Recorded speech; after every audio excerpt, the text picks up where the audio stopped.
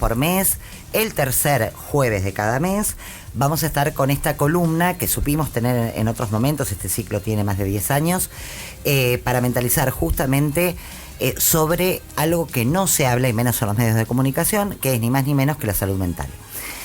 Vamos a presentar a alguien que viene siempre y que nos trae estas propuestas de la mano de él, que es el médico psiquiatra Pedro Gargolov. Pedro, bienvenido, gracias. Bueno, muchísimas gracias a vos por invitarnos. Y Jimena Matich es familiar de una persona con esquizofrenia y aparte es parte de AAFE. Sí, la Asociación de Familias de Personas que padecen esquizofrenia. Nosotros damos apoyo familiar y ayuda mutua en la Ciudad de La Plata. Bien. Antes de meternos ya de lleno, porque además queremos también informar un poquito, desestigmatizar, etcétera, ¿se pueden comunicar cómo con AAFE? Si alguien está escuchando del otro lado y tiene un familiar con esquizofrenia. Sí, nos puede buscar en las redes AAFE La Plata. Tenemos un canal de YouTube, tenemos un canal de Instagram y Facebook, donde nos pueden contactar. También por medio de la página web, que es www.aafe.com.ar. AAFE, AAFE. Bien, porque bueno, es un servicio a la radio también y está bueno contarle a la gente del otro lado que no duden. Seguro que después de la nota van a contactarse porque bueno, falta, como decimos, información, así que probablemente muchos no sepan ni por dónde empezar. 24 de mayo, Día Mundial de la Concientización de la Esquizofrenia. ¿De qué se trata la esquizofrenia, doctor? Bueno, la esquizofrenia es un trastorno mental severo del desarrollo del sistema nervioso central, que se inicia generalmente en la adolescencia o en la etapa de joven adulto. Tiene una presencia en la comunidad de alrededor del 1%, o sea, una de cada 100 personas. En Argentina estamos hablando de 450.000 personas, ¿no? Que no es un número menor. Y bueno, las manifestaciones, las más visibles, las que más llaman la atención y con las cuales más fácilmente se puede identificar, son dos, los delirios y las alucinaciones, ¿no? Los delirios no son más que ideas que no se ajustan para nada a la realidad, que están sostenidas de una manera tenaz por las personas que presentan esta manifestación, que no son reductibles, que no se pueden modificar por la persuasión, sino que, como muchos de los síntomas de la esquizofrenia, se corrigen a través del tratamiento farmacológico y de los distintos procedimientos psicosociales. Y además de la psicoeducación, que después seguramente vamos a hablar. La otra manifestación típica son las alucinaciones. Generalmente se presentan en la forma de voces que le ordenan o le dicen cosas referidas a él, a su persona, ¿no? Muchas de estas conductas, de estas delirios y alucinaciones, pueden generar comportamientos específicos relacionados con estas ideas o con las alucinaciones. Ejemplo, delirios de ser perseguido o de estar bajo alguna situación de amenaza, y la persona puede actuar en consecuencia con ese delirio para tratar de resolverlo, ¿no? O un delirio místico de creer que tiene poderes ilimitados o que es un enviado de Dios y que tiene una función esencial en la vida, en el mundo, y bueno, y a través de las voces y de las ideas que le indiquen, que le ordenen cometer determinado tipo de acto para salvar el mundo, por ejemplo, ¿no? ¿Por qué se dispara en la adolescencia, juventud? Se dispara y se inicia en esa etapa de la vida, como ocurre en realidad con la mayoría de los trastornos mentales, que es la etapa de cambios, la etapa de desarrollo más crítico de las personas, y bueno, y hasta ahí es donde se sabe que en muchas ocasiones también, y sobre todo en estos últimos años, puede estar también vinculado con el consumo de cannabis, que voy adelantando, es el tema del próximo encuentro. Ya me vendió el tema del próximo encuentro que vamos a tratar, temón, Sí, también, sí. pero temón. Jimena, ¿querías agregar algo? Quiero aprovechar el lugar, digamos, para decirle a las familias que este tipo de padecimiento con un tratamiento adecuado y oportuno, básicamente, puede llegar a que una persona, digamos, tenga una vida plena y funcional. O sea, esa es la parte esperanzadora de todo esto. También decirles que, bueno, que parte de esto, muchas de las cosas que bueno, está contando el doctor Pedro que aparecen, en las familias muchas veces las confundimos con algún problema en cuanto a la adolescencia, y en realidad hay muchas cosas que son absolutamente distintas. Después nos damos cuenta con muchos papás con el diario del lunes. Es un problema que empieza con las percepciones, entonces, y los pensamientos. Entonces, por ahí, esto que está diciendo de los delirios, no pensar que los delirios están solamente enganchados, digamos, de una cuestión divina o una divinidad, sino que muchas veces están enganchados en una percepción personal. Ajá. Y muchas veces las familias nos encontramos con ese confrontamiento también, de decir, ¿por qué mi hijo no me quiere? ¿Por qué me hace esto mi hijo? Pensando como que es algo que hace a propósito. Perdón, por ejemplo, está muy bueno esta aclaración que hace. No lo relacionemos solo con lo místico ni nada, sino que, por ejemplo, si tienen mucha agresión hacia nosotros, por ejemplo, o hacia ellos. O hacia ellos las mismos. Personas con esquizofrenia muchas veces son más víctimas que digamos que victimarios. Entonces muchas veces también en la cuestión adolescencia o en la época que sean los primeros síntomas, también está muy asociado al bullying. Entonces por ahí es muy importante que empecemos a hablar de esto en los colegios y demás. Digamos, todo ese padecimiento hace que una cuestión que viene un poco arrastrada, digamos, genética, aparezca. Así como hay estas cosas que pueden ser que estallan, también hay cuestiones protectoras, digamos, que podemos hacer la familia. Igual vamos de vuelta a Pedro, así terminamos de redondear la idea de qué es. Esto es genético. Bueno, hay una gran hay un gran componente genético. Sí, se afirma que, así para que tenga una idea, que al menos el 50% de los casos de aparición de la esquizofrenia en los jóvenes tiene un fundamento genético, y bueno, y después todas las cuestiones ambientales, estresantes, de todo tipo, ¿no? Uh-huh. Pero hay un dato interesante que me parece oportuno comentar en este momento, y es que, como bien dije hoy, me mencionaba que algunas de los delirios, alucinaciones, se pueden finalmente expresar en comportamientos que por supuesto son totalmente disruptivos y hasta de cierto riesgo.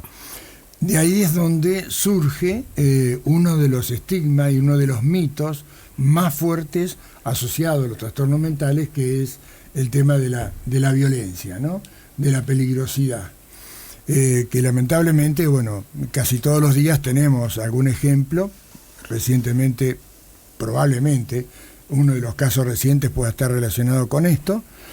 Pero es importante aclarar que estos comportamientos violentos de tanto riesgo solamente ocurren si la persona no está recibiendo el tratamiento adecuado. Claro. Sin tratamiento puede que en algunas personas aparezcan este tipo de conductas, pero con tratamiento adecuado las conductas así de agresivas son poco frecuentes, son leves, son más bien verbales y no tienen una consecuencia importante, se pueden manejar perfectamente, y como bien dijo Jimena, es mucho más frecuente que las personas con esquizofrenia sean víctimas que victimarios. Claro. ¿No? Esto se da. Ahora, les quiero preguntar otra cosa. Está bueno, no quise leer nada, porque a veces leo todo y después estoy informada como ustedes, ¿para qué voy a leer? Quiero tener justamente esta curiosidad de desconocer. ¿Hay niveles? Es decir, hay distintos niveles, como por ejemplo, no sé, esquizofrenia que por ser detectada tarde o lo que fuere, necesite una institucionalización sí o sí, o todo puede ser manejado con un tratamiento adecuado Todo, absolutamente todo puede ser manejado con un tratamiento adecuado, y precisamente hoy en día una de las cosas que más hincapié se está haciendo es en la intervención temprana. Claro. O sea, apenas aparecen las primeras manifestaciones, ahí es donde es el momento crítico para que con el tratamiento adecuado, el tratamiento oportuno, o sea, en el momento justo y sostenido a lo largo del tiempo, hace que la persona tenga muchísimas chances de lograr una recuperación y una vida plena, como bien comentó Jimena, ¿no? Y bueno, y para eso precisamente hoy en día hay muchísimas estrategias, y entre ellas, bueno, tratamientos sumamente eficaces, farmacológicos me estoy refiriendo, como es, por ejemplo, medicamentos inyectables que se aplican cada 15 días, cada mes y hasta cada 3 meses, ¿no? Como único tratamiento, lo cual... O sea, no es que que no sería tampoco nada grave, pero avanzó incluso tanto que con este tipo de tratamientos que son quincenales, mensuales... Yo te diría que avanzó mucho más lo farmacológico, que hay un tratamiento adecuado para cada persona que lo necesita, que no hay que, digamos, que tenerle miedo a la farmacología. Incluso te diría que hay que estar atentos, que todos estos signos aparecen, digamos, en la adolescencia, y bueno, ser oportunos, digamos, en la consulta, no tener miedo a la consulta. Claro. Porque cuando antes se pueda tratar y abarcar el problema, va a ser mejor su inicio, digamos, y va a ser mucho mejor el tratamiento y la vida después. Claro. Precisamente... Y reforzando esto que venimos diciendo, el problema que tienen las personas que sufren esquizofrenia es que es uno de sus síntomas también más importantes, ¿no? Y que tienen consecuencias precisamente en la evolución y en el pronóstico.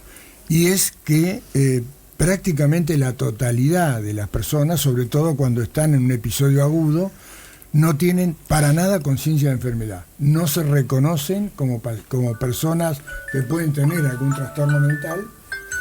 Y ya estaba para hacerle manejando la bien del equipo era el doctor.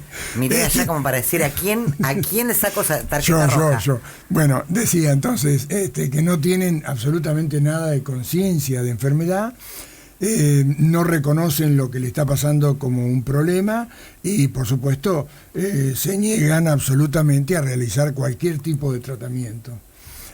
Con lo cual, el abordaje muy difícil, es la que hay que evitar, ¿no?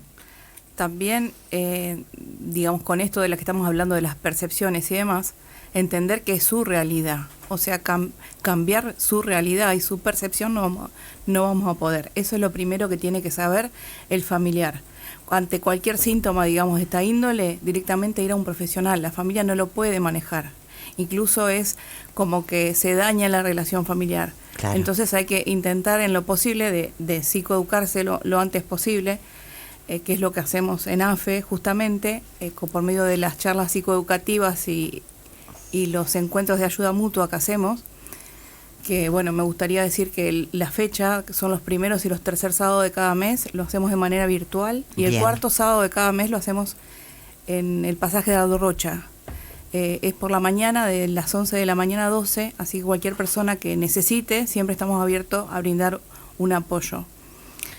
Como hablamos que, digamos, la cuestión médica ha avanzado muchísimo, no así ha avanzado el estigma y la discriminación que aparece, digamos, en la sociedad a los familiares y a los propios usuarios. Claro. Entonces es muy difícil, digamos, entablar toda esta cuestión de rehabilitación que después necesita una persona. Entonces muchas veces las familias nos vemos absolutamente... ¿Se sienten solas? No, es que estamos solas, no es que nos sentimos solas. Claro. Verdaderamente estamos solas, no hay dispositivos, digamos, intermedios. No hay muchos dispositivos tampoco de urgencia, entonces la familia no sabe por dónde empezar. ¿Para dónde disparar? Entonces lo importante, digamos, que la familia, viendo toda esta complejidad que se nos aparece, digamos, cuando tenemos estos problemas, es entender que tenemos que estar informados. Eso es lo primero que tiene que hacer el familiar, informarse acerca de cómo poder, digamos, lograr un buen vínculo con el familiar, con las parejas, con algún amigo, porque esto no solamente lo trae una familia, sino todo el círculo que está alrededor, y buscar, digamos, de alguna manera armar esta cuestión social sin sobreprotección, con libertades. Entonces, bueno, uno va armando un sistema que es funcional a una rehabilitación y una vida plena de la persona. Bueno, para ir cerrando, porque nos vamos quedando sin tiempo, vos tenés un familiar directo Sí. Con esquizofrenia. ¿Has logrado hoy, a cuántos años del diagnóstico estamos? A 5 años. A 5 años. ¿Hoy qué podés decir? Que mi vida y la vida de mi familiar no es lo que yo esperaba cuando me dieron el diagnóstico. Bien. Mi familiar recién estaba hablando fuera de la radio porque estaba volviendo de Capital, de hacer una cita, digamos, del trabajo. Lo que hay que, digamos, que desmitificar el tema de la salud mental. De la salud mental hay que hablar, hay Sí. que hablar abiertamente, porque verdaderamente es un problema social. Entonces, bueno, un poco estamos haciendo ese lugar. Y como familiar, también apoyar a otro familiar que lo está pasando y saber en qué situación está. Entonces, a veces ese vínculo que se da de los familiares que ya estamos psicoeducados hacia el nuevo es un apoyo que verdaderamente no lo encontrás en otro lado. Yo, digamos, agradezco mucho a la asociación y, bueno, y al doctor Pedro que está acá presente porque él lo sabe, porque verdaderamente fue un antes y un después de toda esta vinculación con la psicoeducación y con la ayuda mutua que pudimos, salir adelante. Qué alivio, qué mensaje para ir cerrando esperanzador, porque yo me imagino en la carne de una madre, un hermano, un familiar directo. Sí, o una pareja. Tenemos muchas Exacto. parejas, muchos amigos que nos aparecen en las reuniones o que tenemos un apoyo. También tenemos apoyo, digamos, de ayuda. Hicimos un grupo de WhatsApp donde hay más de 200 familias. 500. Entonces, cualquier cosita, 500 familias. Ah, que es del doctor 200 500. era cuando yo tenía la cuenta. Claro. Entonces, bueno, es como que desde lo diario, el problema, digamos, se plantea todos los días. Entonces, desde lo diario se da apoyo para muchas circunstancias que aparecen y, bueno, y uno ve, digamos, cómo pasando el tiempo las familias se van encontrando y sintiéndose más cómodas y disfrutando, digamos, de su vida nuevamente, porque la verdad es eso, es una ruptura en las familias cuando aparece este diagnóstico. Claro, no dudo. Lo que pasa es que la información no abunda en esto, es más, escasea. Los medios que deberíamos poner estas cosas en la agenda no las ponen. Las instituciones, bueno, algunas comprometidas como ustedes sí, pero otras que podrían hacer un montón no. El Estado, que hablamos tanto del Estado, ¿no? Entonces me parece que es una buena oportunidad. Uno, en sus vínculos, por ahí no sé si tiene justo un diagnóstico de esquizofrenia, pero lo que yo sí veo es que hay un terror enorme a la sola palabra psiquiatra. Todavía sigue. Sí, lamentablemente es un poco lo que anticipó Jimena. El estigma, que es esa concepción errónea, ¿no?, que se tiene respecto de las personas con trastornos mentales o con enfermedades mentales, no solo afecta a la persona, eso se llama el estigma social, la discriminación social, sino que también afecta al propio individuo, al propio paciente, y también lo que se llama el estigma institucional. Es cómo eso afecta a todo lo que tenga que ver con las enfermedades mentales. Así el psiquiatra pasa a ser el psiquiatrón, el que medica, el que ve los casos severos, el que está para las situaciones más severas, más críticas. El hospital psiquiátrico pasa a ser el manicomio, que es, la verdad, un muy desafortunado término con el cual se identifican las instituciones psiquiátricas y demás, ¿no? Como bien vos decís, hay todo un estigma que hay que trabajar precisamente lo que... Pero la primera haciendo. barrera ¿Sí? que me refiero yo por mis vínculos es a esta. Es decir, cambiemos de vereda al psiquiatra. No hay que ir al psiquiatra en situaciones muy específicas, porque si total no es nada psiquiátrico, primero es médico, y te decir, no, mira, es, qué sé yo, no sé, de repente tiroides, ¿no? Que te genera... ¿Seguro? Es que es muy ¿Seguro? parecida digamos, cuando uno habla, vos vas a un cardiólogo, vas a un clínico, vas a un endocrinólogo, porque ante un problema de salud, digamos, como estamos comentando, que tiene que ver con esto, no vas a ir a un psiquiatra. O sea, es lo mismo. Pero no va. Pero o sea, se da muchas vueltas. Es como que esto, la información que hay es muy poca, y aparte, la verdad es que la información que hay es muy... no está, digamos, avalada muchas veces.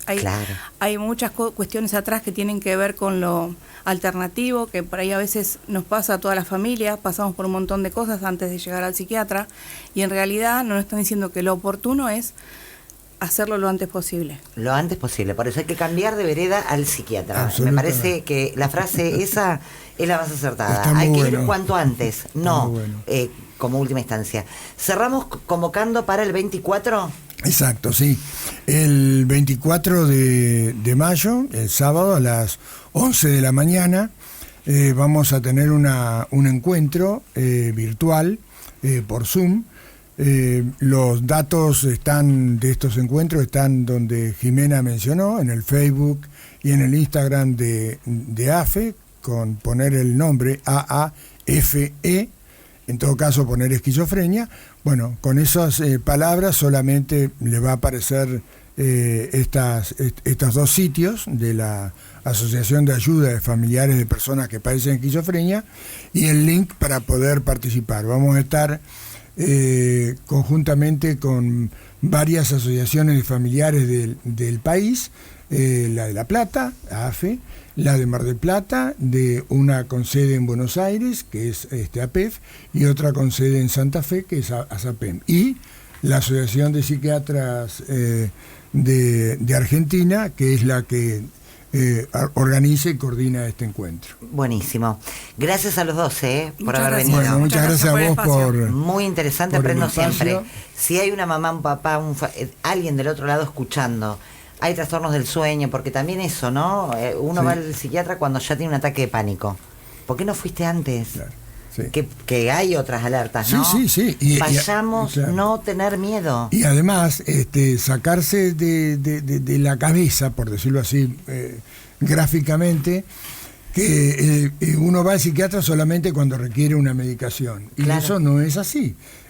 También los distintos abordajes de psicoterapia y de distintas modalidades de psicoterapia las brindan los médicos psiquiatras, no necesariamente las otras profesiones, ¿no? Cambiemos al psiquiatra de vereda. Gracias por haber estado acá. Vamos a la pausa, a la música y volvemos con más de ¿Qué lado estás? No se vayan. Estás escuchando Radio La Plata. El nombre de tu ciudad.